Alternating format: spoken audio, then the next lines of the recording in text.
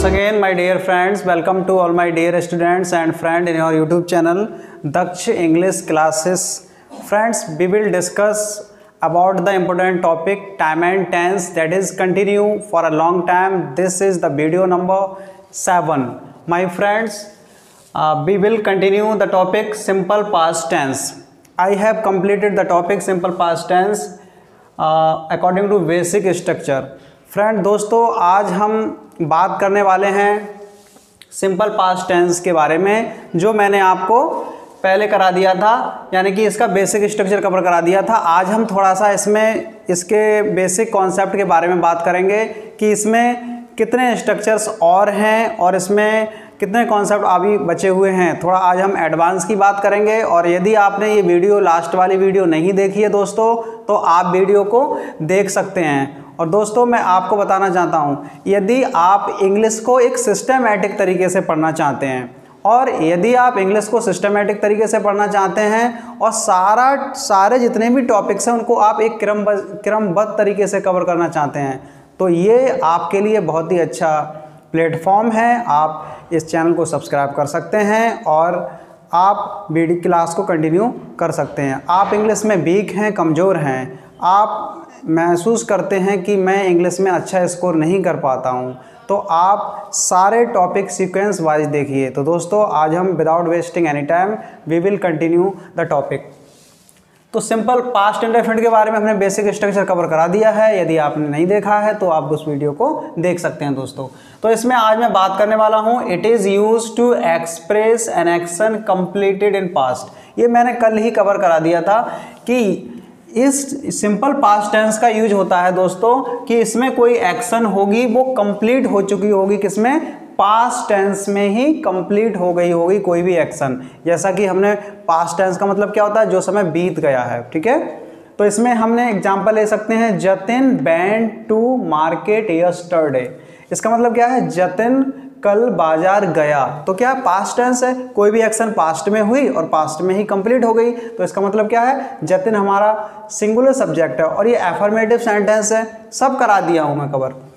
तो इसमें दोस्तों क्या है कि जतिन सिंगुलर सब्जेक्ट है यहाँ पे, तो हमने यहाँ पे B2 का यूज किया है। करण ऑलवेज स्पोक द ट्रुथ। इसका मतलब है करण हमेशा मतलब सत्य बोलता था। कंचन केम हेयर लास्ट मंथ, यानी कि कंचन यहाँ पिछले महीने आई। तो इसका मतलब क्या है, कंचन सिंगुलर है, तो यहाँ पे हमने B2 का यूज किया, यानी कि एफर्मेटिव सेंटेंस होगा, सिंपल पास्ट टेंस होगा दोस्तों, तो वहाँ पे हम B2 का यूज करेंगे। अब हम अगले कॉन्सेप्ट की ओर चलते हैं दोस्तों, ठीक है। अगले कॉन्सेप्ट में बात करेंगे।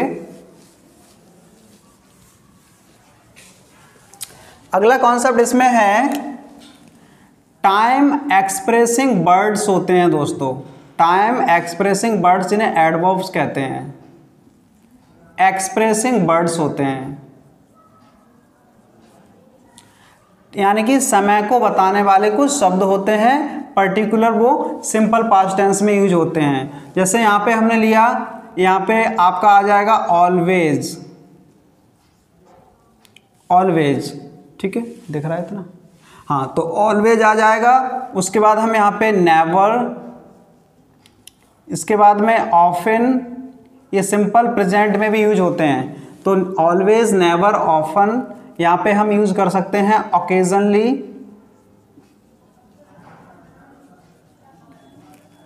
ओकेजनली, उसके बाद में क्या होगा, seldom, scarcely, always, never, often, occasionally, seldom, scarcely हो गया आपका। रेयरली, रेयरली, उसके बाद में वर्ड हो गए, ठीक है, ओके, स्कार्सली हो गया, रेयरली हो गया, ऑफन हो गया, ऑलवेज हो गया, सेल्डम हो गया, etc, etc are used in simple past tense. Simple past tense, simple past tense. दोस्तों, मैं एक बात आपको और बताना चाहता हूं, जो ये वर्ड हैं इनसे ये पता चल जाएगा कि आप यहाँ पे क्या है, पास्ट हैबिचुअल एक्शन। जी हाँ, past habitual action. Past habitual action यानी कि भूतकालीन, इसमें हैबिचुअल एक्शन का मतलब होता है कि यानी कि इसमें आदत होगी। पास्ट हैबिचुअल एक्शन का मतलब है कि इसमें आदत होगी, यानी कि पास्ट की कुछ हैबिचुअल एक्शंस होती हैं। जैसे मान लो यहाँ पे हमने लिख लिया सी ऑलवेज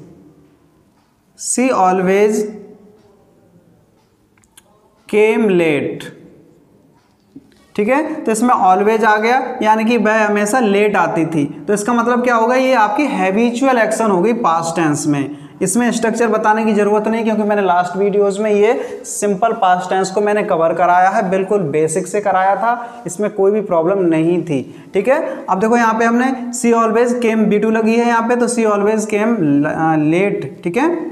उसके बाद में हमने You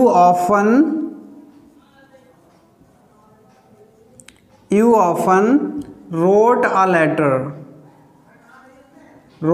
letter। इसका मतलब क्या है, तुम प्रायः पत्र लिखते थे, ठीक है। तो इसमें क्या हो गया, एक तरह से हैबिचुअल एक्शन है, आदत है पास्ट टेंस में। सेल्डम का मतलब क्या है,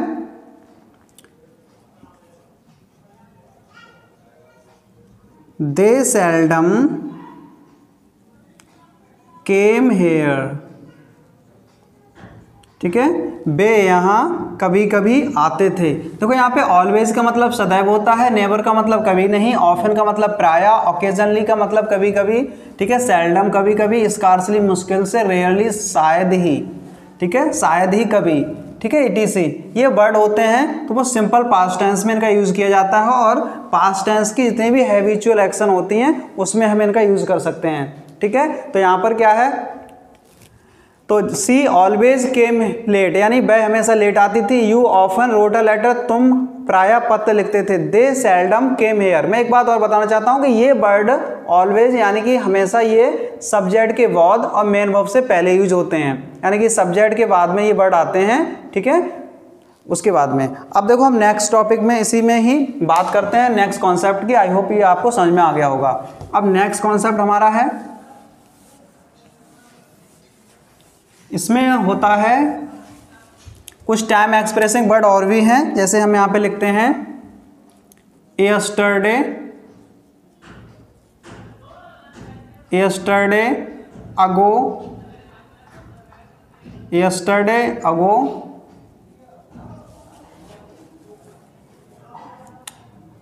last night, last month, last year, ठीक है। इस तरह से last month, last year, last day, ठीक है, लास्ट नाइट, इस तरह से लास्ट डे ये वर्ड हो जाएगा। Last morning, last evening, last night, last morning, last night, last day, last month, last, इस तरह से हम ये वर्ड आ सकते हैं।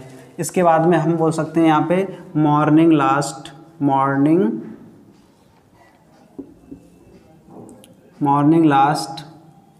इवनिंग,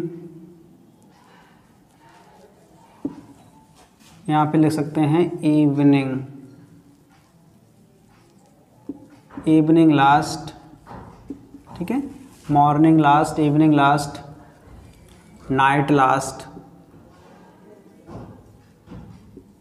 नाइट लास्ट, ठीक है, ये वर्ड होते हैं। etc are used in simple past tense. ये वर्ड सिंपल पास्ट टेंस में आते हैं, यानी कि यहाँ पे हम लिख सकते हैं अदर डे, ठीक है, other month, that day, that month, इस तरह से। अब देखो इसका हम यूज़ करें,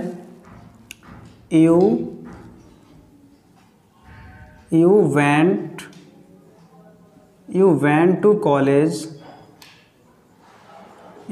college yesterday, you went to college yesterday. अब ये यस्टरडे वर्ड है, ये आपको रिप्रेजेंट कर रहा है कि पास्ट टेंस है। कुछ वर्ब्स ऐसी होती हैं जिसे हम पहचान नहीं सकते, तो वहाँ पे ये वर्ड होगा यस्टरडे। ठीक है, इस तरह से हम यहाँ लिख सकते हैं आई वेंट टू, या फिर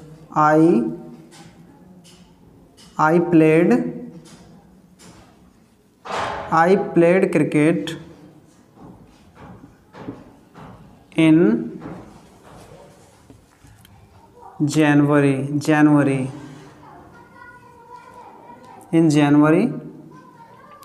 लास्ट। इस तरह से लिख सकते हैं।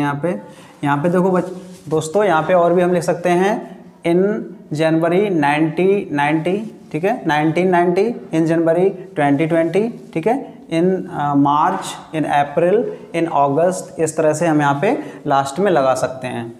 यहाँ पे हम they helped me last year। तो यहाँ पे कुछ वर्ड होते हैं, यहाँ पे लास्ट ईयर, तो लास्ट ईयर लास्ट में आ गया। ये वर्ड यानी कि in the end of the sentences, यानी कि किसी भी सेंटेंस के लास्ट में इनका यूज़ किया जाता है दोस्तों। तो आई होप आपको समझ में आया होगा कि यानी कि yesterday, ago, last night, last month, last year, last day, last morning, last night, morning, ये वर्ड जो होते हैं दोस्तों वो किस में यूज होते हैं? सिंपल पास्ट टेंस में यूज होते हैं। I ate tasty food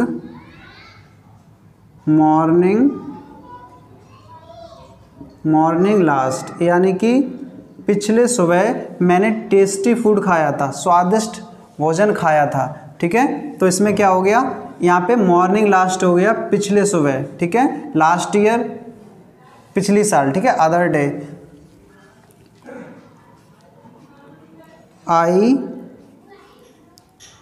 I sang a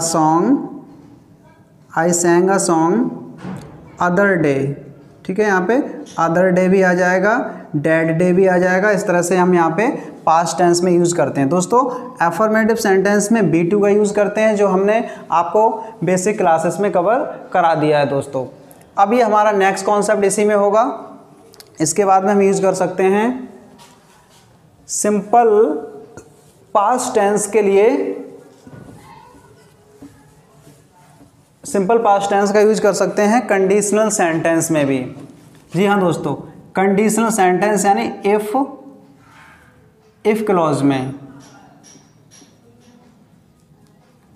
conditional sentence में यानी कि इफ वाले क्लॉज में इसका यूज कर सकते हैं। जैसे हमने यहाँ लिखा इफ, लिखेंगे if plus subject plus V2 लगा सकते हैं, यानी कि सिंपल पास्ट टेंस का यूज कर सकते हैं, plus other word. Subject plus यहाँ पे वुड, यानी कि दो सेंटेंस का कॉम्बिनेशन लगा सकते हैं, plus B1 plus other word. ये हो जाएगा आपका पॉसिबिलिटी कंडीशनल, यानी कि सपोजिशनल, यानी कि संभावनाकालीन। जैसे यहाँ पे लिख सकते हैं if I went to college, यदि मैं कॉलेज गया, यानी कि यहाँ पे हमने पास्ट टेंस का यूज़ किया, सिंपल पास्ट टेंस का यूज़ किया, सेकंड फॉर्म में लगा दी। उसके बाद में हमने वुड प्लस B1 का यूज़ किया। If I went to college, I would read English। तो इसमें दोस्तों क्या होगा, हम यहाँ पे इसे कह सकते हैं कि ये क्लॉज हो गया, ये हो गया हमारा सबऑर्डिनेट क्लॉज। यानी इफ वाला जो क्लॉज है उसे हम कहेंगे सबऑर्डिनेट क्लॉज कहेंगे इसे। यानी कि सबऑर्डिनेट क्लॉज का मतलब आश्रित उपवाक्य, यानी वो सेंटेंस जो अपना सेंस एक्सप्रेस करने के लिए प्रिंसिपल क्लॉज पे डिपेंड रहता है। इसको हम शॉर्ट में SC कहते हैं, SC। और इसको कैसे पहचानेंगे, ये किसी कंजक्शन से जुड़ा हुआ होगा, यानी कि किसी कंजक्शन, इसमें कंजक्शन होगा। इस तरह से हम इसको डिटेक्ट कर सकते हैं कि this is a subordinate clause, यानी कि व्हेन।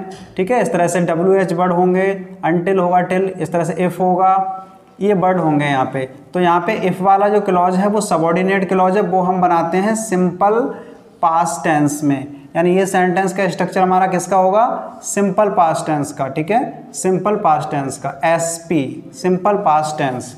अब ये हमने subject plus would plus B1 का कॉन्सेप्ट लिया है, ये इसे कह सकते हैं हम प्रिंसिपल क्लॉज, प्रिंसिपल क्लॉज कह सकते हैं इसे, प्रिंसिपल क्लॉज, यानी कि इसे हम कह सकते हैं, इसका सेकंड नेम हो सकता है मेन क्लॉज, मेन क्लॉज यानी कि मुख्य वाक्य, यानी कि ये जो हम सेंटेंस पढ़ते हैं वो प्रिंसिपल क्लॉज ही होते हैं। ये सेंटेंस अपना सेंस रिप्रेजेंट करने के लिए अकेला आ सकता है, जैसे आई वुड रीड इंग्लिश, मैं इंग्लिश पढ़ूंगा, ठीक है। अब यहाँ पे देखो, if I went to college, यदि मैं कॉलेज गया, तो इससे क्या पता चल रहा है, इससे ये पता चल रहा है कि सेंटेंस में कुछ बचा है, यानी इसका कुछ सेंस बचा, यानी ये डिपेंड है अपना सेंस एक्सप्रेस करने के लिए। If I went to college, यानी यदि मैं कॉलेज गया तो क्या होगा, यानी ये ऐसा इसमें कुछ रह गया, तो आई वुड रीड इंग्लिश, तो मैं इंग्लिश पढ़ूंगा दोस्तों। अब यहाँ पे एक बात मैं आपको जैसे और example, if she went to Agra, if she went to Agra, यदि वह आगरा गई, she would see the Taj Mahal, यानी इसमें क्या है, इस तरह से हम बहुत सारे कॉन्सेप्ट बना सकते हैं। If she went to Agra, यदि वह आगरा गई तो she would see the Taj Mahal, तो वह ताजमहल देखेगी। इफ सी केम हियर, ठीक है, सी वुड लर्न इंग्लिश, ठीक है। इस तरह से हम बहुत सारे एग्जाम्पल बना सकते हैं। If you wrote a letter you would go to market, ठीक है, इस तरह से हो सकता है। तो यहाँ पे बहुत सारे हम स्ट्रक्चर बना सकते हैं एक स्ट्रक्चर की मदद से। If they played the game they would win the match, ठीक है, यदि उन्होंने खेल खेला तो वो मैच जीत जाएंगे, यानी इसमें संभावना है कि ये ऐसा काम हुआ तो ये हो जाएगा, ठीक है। यदि मैंने वीडियो बनाई तो मैं आपके सामने आऊँगा, ठीक है, इस तरह से हो जाएगा ये। अब यहाँ पे बात करना चाहता हूँ मैं कि ये हम प्रिंसिपल क्लॉज को, यानी ये क्लॉज यहाँ आ सकता है और ये क्लॉज इसके स्थान पे जा सकता है, यानी कि प्रिंसिपल क्लॉज ले सकता है सबऑर्डिनेट क्लॉज का स्थान और सबऑर्डिनेट क्लॉज जा सकता है प्रिंसिपल क्लॉज के स्थान पे। तो यहाँ पे क्या हो जाएगा, तो यहाँ पे हो जाएगा she would see the Taj Mahal, she would see the Taj Mahal. इसका मतलब क्या है दोस्तों, यानी कि ये दोनों स्थान चेंज कर सकते हैं। अब यहाँ इफ़ वाला जो हमारा क्लॉज है वो यहाँ आ जाएगा, if she went to Agra, यहाँ पे अब कॉमा नहीं लगेगा, she went to Agra, she went to Agra. तो आपको क्या पता करना है इसमें, सी वेंट टू आगरा, यानी कि यहाँ पर एफ ऑफ कंजक्शन का काम कर रहा है सीधा, कि ये एक सेंटेंस हो गया प्लस एक क्लॉज हो गया, दोनों को जोड़ने का काम कर रहा है, वो होता है कंजक्शन आपका। तो ये हमारा सबऑर्डिनेट क्लॉज हो गया, प्रिंसिपल क्लॉज के स्थान पे जा सकता है और प्रिंसिपल क्लॉज सबऑर्डिनेट के स्थान पर आ सकता है। मैंने आपको बता दिया कि सबऑर्डिनेट क्लॉज वो होता है जो अपना सेंस एक्सप्रेस करने के लिए प्रिंसिपल क्लॉज पर डिपेंड होता है दोस्तों।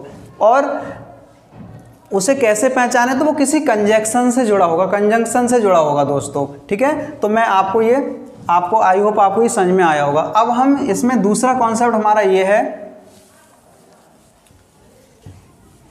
अनरियल कंडीशन में भी, अनरियल कंडीशन होती है उसमें भी हम इसमें यूज कर सकते हैं। अनरियल कंडीशन क्या होती है वो दोस्तों अभी बता रहा हूं मैं आपको। तो इसमें unreal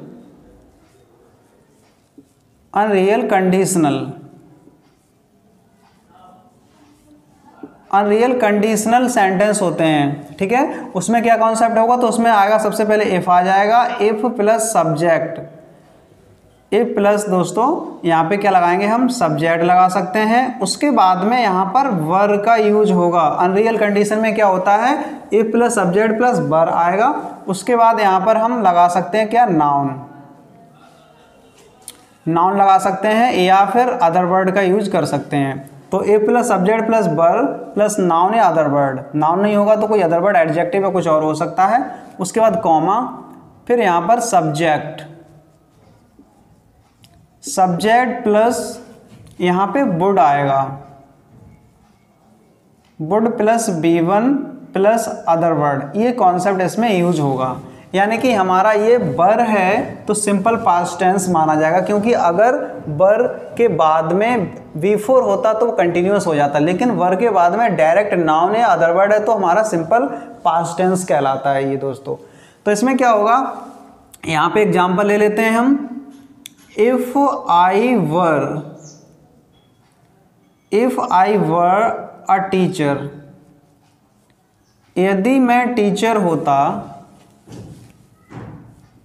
I would teach the students। अब दोस्तों इसमें मैं आपको बताना चाहता हूं कि अनरियल कंडीशन क्यों है। अनरियल कंडीशन का मतलब होता है अवास्तविक, यानी वास्तविक ना होना, अपनी इस कंडीशन से कुछ एडवांस सोचना। यानी वो टीचर नहीं है लेकिन क्या कह रहा है वो, if I were a teacher, यदि मैं टीचर होता तो I would teach the students, तो मैं छात्रों को पढ़ाता। तो इसमें क्या है कि वो टीचर नहीं हो सकता, लेकिन वो एक अनरियल कंडीशन सोच रहा है, ऐसी इसलिए सोच रहा है जो कभी पूरी नहीं होगी। ठीक है, यहाँ पे हम लिख सकते हैं if I were a bird, यदि मैं एक चिड़िया होता। ठीक है, if I were a bird I would fly in the sky. यानी क्या होगा यहाँ पे कि यदि मैं चिड़िया होता, भाई चिड़िया कैसे हो सकते हो, यदि वो एक क्या है, वो एक तरह से एक बहुत लंबी कल्पना कर रहा है, इमेजिनेशन कर रहा है। यानी if I were a bird, यदि मैं चिड़िया होता तो I would fly in the sky, तो मैं आसमान में उड़ता। तो दोस्तों ये आपका कॉन्सेप्ट रहा अनरियल कंडीशन का, यानी इसमें बहुत ही अवास्तविक कंडीशन हो जाती है कि if I were a prime minister of India, I would solve the problem of Kashmir, इस तरह से यहाँ पे हो सकता है। ठीक है, if you were a king you would walk in the town. ठीक है, तो इस तरह से यहाँ पे if I were a teacher I would teach the students. तो यहाँ पे इस एग्जाम्पल से हम बहुत सारे एग्जाम्पल बना सकते हैं। यदि मैं मंत्री होता तो मैं बदायूं आता, यदि मैं खिलाड़ी होता तो मैं मैच जीत जाता। इस तरह से ये हम बहुत सारी कंडीशन यूज कर सकते हैं, यानी इफ और वर। यानी इसमें एक चीज़ आपको पता करना पड़ेगा दोस्तों कि चाहे आपका सब्जेक्ट यहाँ सिंगुलर हो, चाहे सब्जेक्ट आपका सिंगुलर हो या प्लूरल, ही होगा तब भी वर आएगा, यू होगा तब भी वर आएगा, दे होगा तब भी वर का हम यूज़ करेंगे यहाँ पे, क्योंकि ये अनरियल कंडीशन है और अनरियल कंडीशन में हम वर का ही यूज़ करते हैं, चाहे आपका सब्जेक्ट सिंगुलर हो या प्लूरल हो। इसमें एक कॉन्सेप्ट दोस्तों और है, इसमें नेक्स्ट कॉन्सेप्ट की बात करते हैं।